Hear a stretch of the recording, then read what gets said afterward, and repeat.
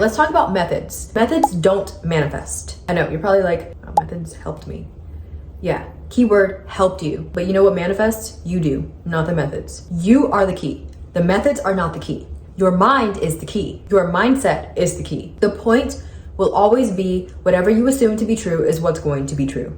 Do you know why? Because it's called law of assumption, not law of methods. The thing that creates your reality is your mind, your mindset, your thoughts. What are you telling yourself is true? Your assumptions. What are you telling yourself is true? What are you identifying as? Who do you see yourself as? What are you telling yourself you are?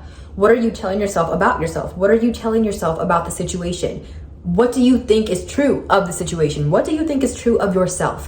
Whatever you assume to be true is what is going to be true. So you might as well assume best case scenario. Your mindset determines the life you lead. Your mindset determines the life you live. It determines your life and what you experience. The thing is, when people find manifestation, when they find manifesting, they find law of assumption, they don't ever find what manifestation is itself. They don't ever find the law of assumption itself. They always find methods. The first thing, I'm sure if you type in manifestation, how to manifest, the first thing that's going to pop up, if not one of the first things or the majority of things that's going to pop up, is someone's favorite method or a variety of methods, whether it be visualization, scripting, 55 by 5, whether it be a YouTuber trying to reel you in and clickbait you and be like, do this to manifest instantly. And when you click on it, listen to what they say, and it's most likely a method or a variety of methods that they probably don't even do themselves. They just want to clickbait you. Let's not be too honest, I guess. So they don't find what manifestation actually is. People don't actually manifest. People don't actually explain manifesting, like the basics of it, the basics of law of assumption. They go straight to methods. And I want to make sure you guys understand methods are subjective. They are not one size fits all. Whatever method helps this person may not help this person. Whatever method this person likes may not be this person's cup of tea. And that doesn't mean methods are bad. It doesn't mean this method is wrong. It doesn't mean no methods are wrong. There's no such thing as a wrong method. There is just a such thing as what method do you prefer? You come across people's preferred way of doing things. You don't come across the actual law itself, the actual explanation of manifestation itself, which is what I just said. Whatever you assume to be true is going to be true. Whatever you tell yourself is true is what's going to be true for you. No matter what, you can tell yourself anything in the world, and whatever it is, it has to be true because it came from you. You are the operant power. You are the one who runs a reality. Whether you like it or not, whether you believe it or not, whether you accept it or not, the power is you. You are the power. Nobody else, nothing else. It's just you who holds it. You are the authority. You hold the key. The key is you. Now, I want to make it clear that I'm not shitting on methods. Methods are not bad. Methods are not bad. They're not your enemy. They're not, setting you up to fail. There's no wrong method. There's no evil method. No, they are just aid. They are help. They are not dependence. They are not for you to depend on. They are not for you to give your power away to. They are just there to help you. And that is okay. Methods can be very, very helpful. And I know they definitely helped me when I first started my journey in law of assumption. They helped me because I was able to find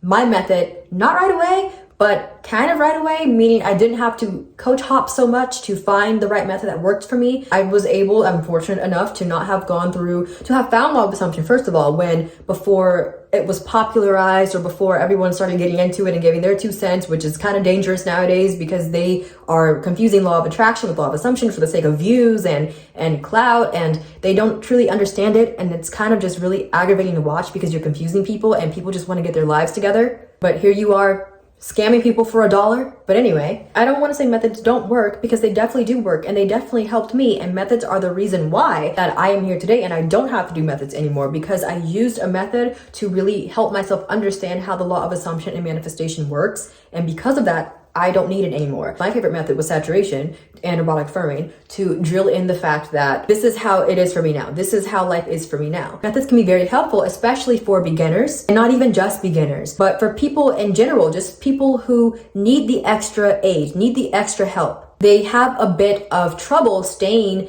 in the new story, or maybe they have a bit of trouble grasping the new story. They have a bit of trouble understanding that this is how life is for them now, that what they want is now true.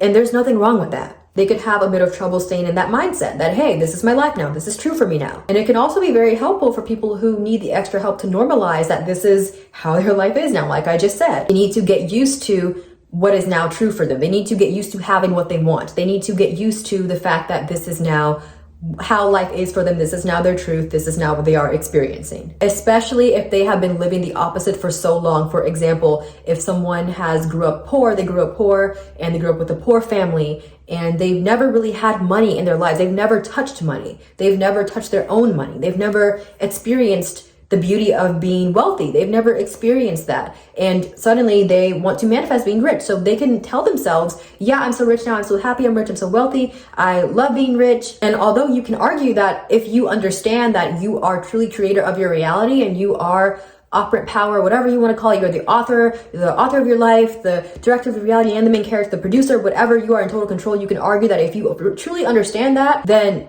you're not going to need a method to get you to the place where you are wealthy and you are rich. But guess what? Everyone has been through different things. Not everyone has been through the same thing. And some people have unfortunately really been through it. And that is okay. We're not here to shame them. You shouldn't shame them. If you shame them, you're a loser. You should not shame these people for having gone through what they didn't deserve, having gone through being poor or not, growing up in a fortunate household or not being fortunate enough to experience the beauty of life that they truly deserve to experience. And sometimes for some people, when you've been there for so long, it's not very easy for you to just grasp, even though you have the idea that you are the creator of your reality now, you're aware of that now, it's not very easy for them still to just grasp that, oh, I can just say I'm wealthy and I'm wealthy. Well, no, they've had this experience for a long time, and it's totally okay for them to need some extra repetition, for some extra methods, whatever that method may be, to help them stay in the mindset that they have what they want now. They are wealthy now. They are rich now. They live a lavish life now. Whatever it is that they want, if you've experienced something that's really, really opposite of what you now want to experience, it is okay to need extra aid and help from a method. It's what it's there for. There is no shame in that. And sometimes for methods, maybe people just have not been through that. Maybe they just find methods fun, like myself. Maybe it's just fun for them to use counter app. Maybe it's just fun for them to saturate their minds, like me. Maybe it's just fun for them to do robotic affirming. It's fun to do 55 by 5, to test out different methods just for the sake of it, just for the hell of it, because you just want to do it. I mean, if someone wants to do something and it's not hurting anybody, it's not my business, and it's not your business either. As long as you understand it is not mandatory, methods are not mandatory. It's not something you must do to experience having your manifestation. It's called law of assumption. And some people don't use methods and they get what they want instantly. And you know why? Because they understand it's called law of assumption. So all they have to do is just assume what they want is true, and boom, it's true. And there are some people like that, whether you want to believe it or not. There are some people who can do that. And that is totally fine. There is no wrong way. But the reason why they can get there is because that's more than enough proof that methods are not mandatory. Methods are, again, just there for aid or help. Methods are not the point. They are not the goal. They are not the primary. They are just help. They are there to help you stay in the new mindset of having it, or get in the new mindset of having it, and keep yourself there. Don't depend on a method, because the method is not the key. You are the key. Depend on yourself. Depend on your mindset. What are you telling yourself is true? What are you telling yourself? What are you identifying as? Who are you telling yourself you are? What are you telling yourself is true of the situation? What do you think is going to happen? I'm going to be so clear on this. Again, the method does not hold the power. Examples of methods, if you are confused, are saturation sessions, saturating your mind, robotic affirming, visualization, scripting, 55 by 5, which is scripting, but they like to separate stuff, using crystals, however you manifest, using candles, whatever, drinking water. I don't know. I'm just speaking on using the moon or whatever, using the moon cycles to manifest. I don't know how that works, drinking moon water, but some people do it. And I mean, hey, that's them. It doesn't matter what method you do. And I know there are like a gazillion methods nowadays for manifestation, and I did not name them all, obviously. But if I did not name your method, it doesn't make it invalid. It's just the fact that there are just so many, meaning that it's subjective. It is to each their own.